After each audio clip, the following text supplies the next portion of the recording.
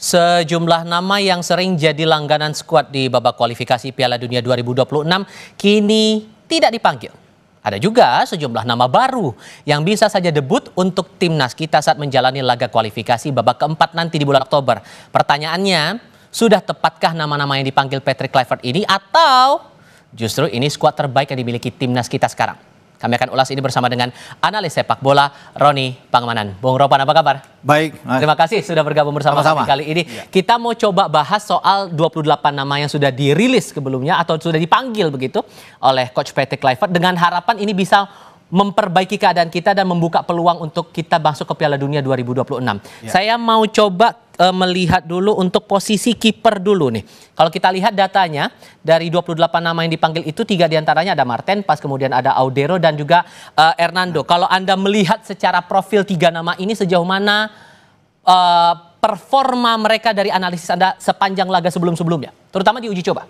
Iya, kalau melihat dari performa kan Martin Paes itu mengalami masalah ya, kebugaran dia, cedera dia bersama dengan FC Dallas sehingga dia melewatkan 6 laga sebelumnya dan baru sekarang bisa dipastikan bahwa dia bisa bermain ya, sehingga itu yang membuat Emil Audero itu naik posisinya dan sekarang kalau bisa dikatakan Emil kiper terbaik bersama dengan Cremonese. Kita tahu bersama di Serie A ada di 5 besar dan dia tampil luar biasa, sempat mengalahkan Milan pula dan wajar kalau dia bisa mendapat tempat utama. Dan dari sisi bermain, jam bermain tentunya ini yang diinginkan oleh Patrick Kluivert terhadap semua pemain, bukan saja untuk kiper.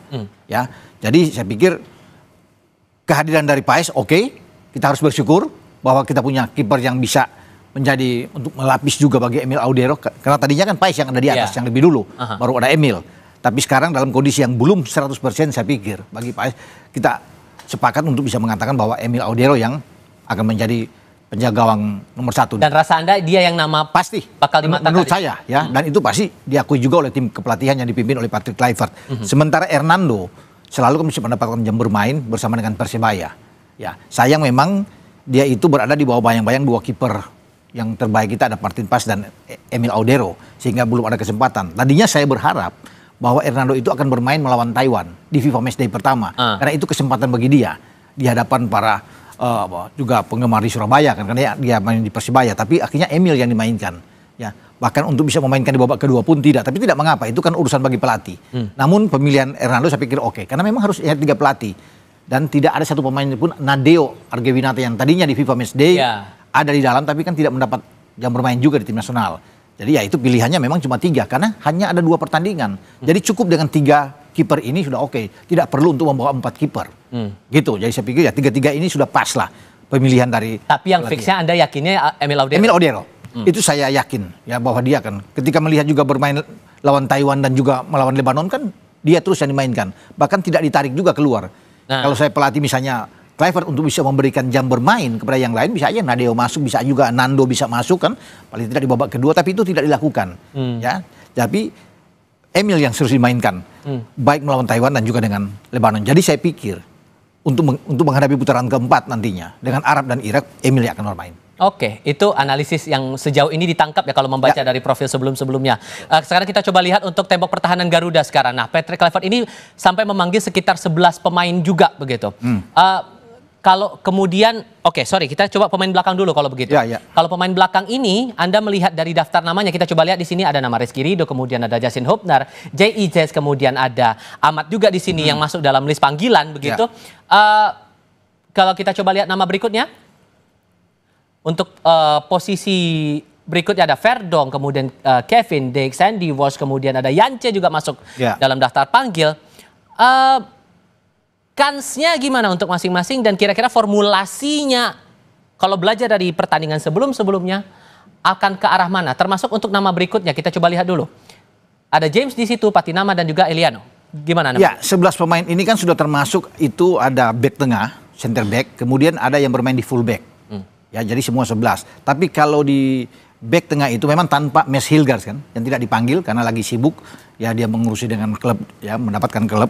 Tanpa Mes Hilgers pun saya pikir 4 pemain itu pas untuk bisa dimainkan ya, tinggal tergantung selera apa yang harus dilakukan oleh Patrick Kluivert. Pasti Jai Isyas yang akan dimainkan lebih awal karena dia sebagai kapten. Tinggal pendampingnya itu tinggal dipilih. Apakah Ridho, Hapner atau Ahmad. Bahkan saya pikir ada Kevin Dix yang bisa bermain ke tengah seperti lawan Lebanon. Bermain dengan flat 4 back sejajar. Itu yang dimainkan adalah Ises dan Kevin Dix. Nah, Yance itu bermain di kanan. Yang tadinya itu adalah posisi dari Kevin Dix. Ya, bisa juga ada Sandy Walsh kan, bisa bermain di kanan. Ada Eliano Reinders yang bisa bermain di kanan. Tapi kalau kita mengacu pada pertandingan terakhir di FIFA Matchday melawan Lebanon itu kan formasinya kan ada 4 di belakang itu, Jai, kemudian ada Kevin Dix, ada Yance dan Dean James. Sementara Verdong didorong ke tengah untuk mendampingi Joe Pelupessy. Tom masuk di babak kedua. Tapi kalau melawan Arab, saya pikir dengan pemanggilan pemain yang sudah dilakukan ini, itu Verdong tidak akan bermain di gelandang. Dia akan bermain di posisi sebenarnya dia, yaitu di bek kiri. Dia akan bermain di situ, kemudian Jai bersama dengan mungkin saja Kevin Dix akan bermain. Walaupun Rido itu punya kesempatan untuk bisa tampil. Rido pemain yang bagus, ya, sangat konsisten bermain. Tapi kan semua pemilihan itu tergantung dari pelatih. Kalau dengan mengacu pada Lebanon, yang bermain di tengah itu adalah Dix dan Jai Ises. Yance ada di kanan. Dan Yance bermain 2 kali starting 11. Baik melawan Taiwan dan juga melawan Lebanon. Ya, jadi itu luar biasa. Hanya ada 2 pemain yang dipertahankan dari pertandingan Taiwan ke Lebanon, yaitu Emil Audero dan Yance. Selebihnya kan dirotasi oleh Patrick Kluivert. Jadi kalau bisa dipastikan, kalau tadi kita sudah bicara dengan Emil, maka di bek kanan itu ada Yance. Kalau kita melihat bermain dengan Lebanon. Tapi kan bisa saja berubah. Misalnya Kevin Dix kembali ke kanan. Rido yang bermain di tengah bersama dengan Jai Ises. Kalau bermain dengan 4 back kita bicara. Verdong ada di kiri. Lain halnya kalau bermain dengan 3 back. Bisa akan kembali ke formasi awal. Rido, Jai Ises dan Yasin Hapner. Itu yang akan ada di sana. Kemudian Kevin Dix ada di kanan dan Verdong ada di kiri. Itu yang kita akan lihat karena berubah menjadi 3-4-3 lagi. Cuma kan Kluivert melihat dia akan meminggirkan posisi 3-4-3 itu dengan skema itu dia akan beralih ke 4-3-3 atau 4-2-3-1. Makanya dengan flat itu dicobalah dalam 2 pertandingan FIFA Matchday melawan Taiwan dan Lebanon. Sehingga itu tergambar dengan Kevin Dix dicoba bermain dan bermain bagus Kevin Dix. Dalam transisi permainan dia lebih banyak untuk naik. Pola uji coba itu bisa diterapkan lagi. Itu saya pikir dari situ mungkin dia akan kembangkan melawan Arab dan Irak. Karena dengan pola 3-4-3 itu kan sudah kita bermain dengan Arab di putaran ketiga dan juga dengan Irak di putaran kedua. Dan mereka tahu dengan pola itu kan. Semenjak masih di STY dengan 3-4-3 selalu kan. Kita bertahan menunggu bola counter attack. Nah mungkin Kluivert saat ini ingin merubah cara itu dengan bermain posisi 4 back flat. Kemudian ada 2 gelandang yang lebih bertahan dan ada 3 gelandang lebih menyerang. Di samping ada 1 pemain yang ada di depan. Mungkin oleh Romani. Tapi kan semua tergantung dari Patrick Kluivert melihat. Jadi pemain-pemain belakang nggak ada masalah saya pikir. Itu semua pemain terbaik yang dipilih. Tapi kalau membaca kondisi lawan kita, Arab Saudi dan juga Irak, itu pola pertahanannya apakah perlu sama lagi seperti waktu itu? Atau kira-kira perlu reformasi ulang nggak kira-kira untuk penempatan posisinya dan untuk memperkuat pertahanan kita nanti? Pertahanan kita saya pikir tidak akan berubah seperti apa yang saya katakan tadi. Tergantung dari Patrick Kluivert kan. Dia akan bermain dengan pola skema seperti apa. Apakah kembali dengan 3 back yang saya sudah bilang tadi atau bermain dengan flat. Kalau flat saya bisa memilih seperti lawan Lebanon. Itu mungkin kemungkinan besar. Walaupun tadi saya bilang kan Rido masih bisa bermain untuk menggantikan Dix. Kalau Rido tampil bersama dengan Jai bisa saja Yance akan cadangan, Dix akan kembali ke kanan. Itu yang terjadi dengan Verdong ada di kiri. Ya. Tapi kalau memang dia ikut seperti lawan Lebanon, berarti Dix dan Jai Ises bermain di center back, Yance di kanan dan kemudian kemarin ada Dean James ya. Tapi sekarang tidak akan ada Verdong di situ. Oke. Sekarang kita coba lihat di lini tengah sekarang, di bagian gelandang. Dan rasanya tidak ada yang berubah juga ketimbang uji coba September kemarin. Bagaimana Anda mencermati itu? Iya, kalau melihat kan dari nama-nama yang dipilih memang sama sekali nggak ada. Apa yang dipanggil di saat FIFA Matchday kemarin itu yang ada. Tidak ada nama baru ya yang tampil. Kecuali ya kita tahu bersama ada Mauro Siesta dan Miliano terakhir kan dengan Adrian yang tampil. Tapi sekarang kita bicara dengan gelandang. Gelandang ada Kambuaya, ada Haye, ada Klok, ada Nathan dan Pelupessy. Walaupun Ivar Jenner sebenarnya saya suka pemain ini untuk ada, tapi karena kebugaran, faktor kebugaran, cedera dia ya kambuh lagi, jadi dia nggak ada. Tapi dengan nama-nama ini, oke, berarti di tengah kalau bermain dengan 4-2-3-1, ya itu pengembangan dari 4-3-3, maka di tengah itu tetap ada Joe Pelupessy yang lebih bertahan, ya di depan Jai Ises dan juga Kevin Dix kalau dimainkan. Kemudian ada Tom Haye yang bisa bermain di sana. Kemarin Tom Haye tidak dimainkan karena faktor kebugaran kan di FIFA Matchday. Sehingga Verdong yang dicoba oleh Patrick Kluivert bermain di sana, Dean James bermain di kiri. Tapi sekarang melihat dia bermain di Persib dengan bagus ya. Kemarin 90 menit lawan Arema tampil oke, bahkan dapat perpanjangan waktu bersama dengan Eliano. Saya pikir dia akan kembali ke top performance dia. Sehingga itu yang dibutuhkan, yang kita perlu sekali untuk seorang Tom Haye. Kenapa? Karena kita butuh pemain yang bisa mengendalikan ritme permainan di tengah. Tidak ada gelandang-gelandang seperti Tom Haye. Semua gelandang tipikal itu petarung, perebut bola, dan lebih bertahan. Satu-satunya yang bermain stylish adalah Tom Haye, yang bisa menilai bola, bisa melihat untuk mengumpan kemana arah bola. Dia lebih oke dibandingkan dengan misalnya Joe Pelupessy. Joe Pelupessy seorang pemain yang simpel kan, dapat rebut bola kasih. Nah, kita harus perlu seperti seorang Tom Haye, dan dia sudah mendapatkan itu, perlahan-perlahan dia dapat tuh stamina dia, fisik dia akan kembali. Bagaimana kemudian untuk Kambuaya, Klok dan Nathan ini kalau Anda melihat? Kalau bermain dengan 4-2-3-1, saya pikir Kambuaya akan mendapat kesempatan bermain. Di mana posisi Kambuaya? Kalau Ragnar Oratmangun ada di kiri misalnya atau dengan Miliano, dia bisa bermain sebagai gelandang serang. Lafri Roll di sana dia diberikan kesempatan bisa bergerak ke kiri, sama seperti lawan Lebanon kan. Ketika ada Vano bermain di kiri, ya dia bisa berputar dari kiri, bisa bermain di kanan, dan itu lebih bagus. Dan ini pemain bagus, skill, teknik, oke semua. Ketenangan dia ini bagus, tidak kasar bermain, jadi cocok dia. Jadi kalau kembali ke dari 4-2-3-1 ke 4-3-3, yang bermain di gelandang untuk mendampingi Joe Pelupessy dan juga dengan Tom Haye adalah Ricky Kambuaya, karena dia bisa di gelandang. Ya, jadi kembali ke posisi yang normal dengan 4-3-3. Kalau mendorong dengan 4-2-3-1, ya dia akan didorong lebih di belakang kalau Ole bermain di depan. Jadi saya pikir itu format yang fleksibel yang akan dilakukan oleh Patrick Kluivert. Dan saya meyakini dia pemain yang bagus. Lawan Lebanon kan bisa dilihat, terutama babak pertama, bagaimana dia banyak dijegal oleh lawan-lawan, oleh pemain-pemain belakang Lebanon, dan ini pemain yang sangat baik. Gitu. Oke.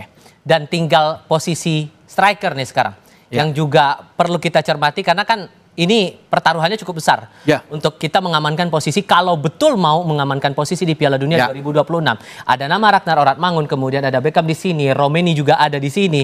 Nama berikutnya teman-teman boleh ditunjukkan lagi yang sudah masuk dalam daftar panggil. Kalau untuk sekarang ini yang 3 dulu deh. Ragnar, Beckham, dan Romeni, secara performa Anda melihatnya gimana? Yang mencolok ada nggak kira-kira di antara 3 ini? Ya, Beckham pemain yang bagus. Ya, kalau bisa dilihat dia bisa bermain dari posisi keluar ya, bermain dari sisi flank. Tetapi kan kita butuh pemain yang punya kecepatan seperti Ragnar. Dia harus kembali seperti di awal. Ya, kenapa dia tidak dimainkan kemarin dalam 2 pertandingan Taiwan dan Lebanon? Walaupun dia ada, ditahan oleh Patrick Kluivert.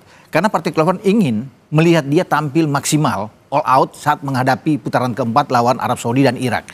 Makanya dia disimpan saya pikir untuk menjaga kebugaran dia setelah dia dari sakit yang begitu lama, dan dia pasti akan dimainkan. Dengan dia ada, itu dia punya kecepatan Ragnar Oratmangun.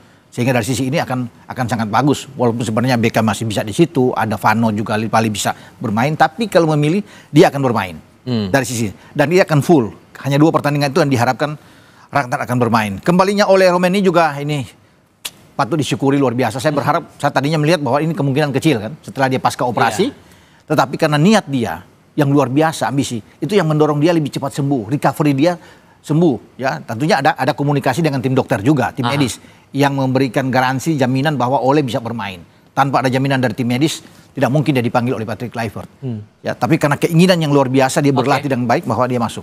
Kita coba lihat untuk nama berikutnya nih. Untuk nama berikutnya sejauh mana Anda menganalisis?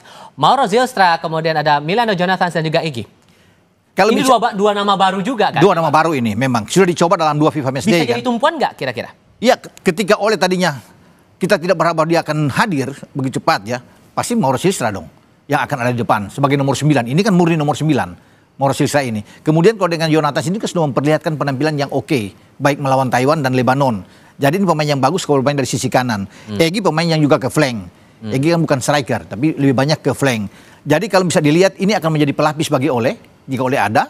Kemudian Jonathan akan menjadi pemain inti untuk bermain di kanan, di posisinya Marcelino. Itu. Oke, untuk nama berikutnya ada nama lagi yang sejauh mana Anda membaca ini? Sananta, Jakob, dan Lili Pali. Iya, ini sebagai tim yang saya pikir sebagai pemain yang mungkin akan masuk sebagai super sub, ya. Ya, tapi kalau bicara dengan Jakob, kalau bermain dengan 4 tadi, Jakob akan ada di belakang. Nah, itu akan bagus tentunya di posisi kanan. Sementara Sananta akan menunggu kalau ada cedera mungkin terhadap oleh Romeni atau kemudian sisa tidak bermain, baru ada kesempatan dari Sananta. Tapi kalau melihat juga ke belakang, Sananta kan selalu dimainkan oleh Patrick Kluivert. Ketika dalam pertandingan terakhir walaupun sebagai pemain super sub. Lili Pali pasti akan menjadi pelapis juga, tidak akan mungkin bermain sejak di starting 11 di awal. Walaupun lawan Lebanon dia bermain dari awal bersama dengan Kambuaya. Karena yang kita bahas tadi, Ragnar akan menempati posisi itu. Jadi Lillipali mungkin kalau akan main di babak kedua gitu. Oke, dan sejauh Anda membaca tadi lini-lini kita dengan komposisi tim kita yang punya peluang untuk memperkuat posisi kita di Piala Dunia 2026 ini. Semoga ini doa terbaik kita kan untuk timnas kita. Seberapa besar peluangnya kalau melihat lawan kita adalah Arab Saudi dan Irak? Kita akan bahas ini di segmen berikutnya. Tetap bersama kami di Sapa Indonesia Malam.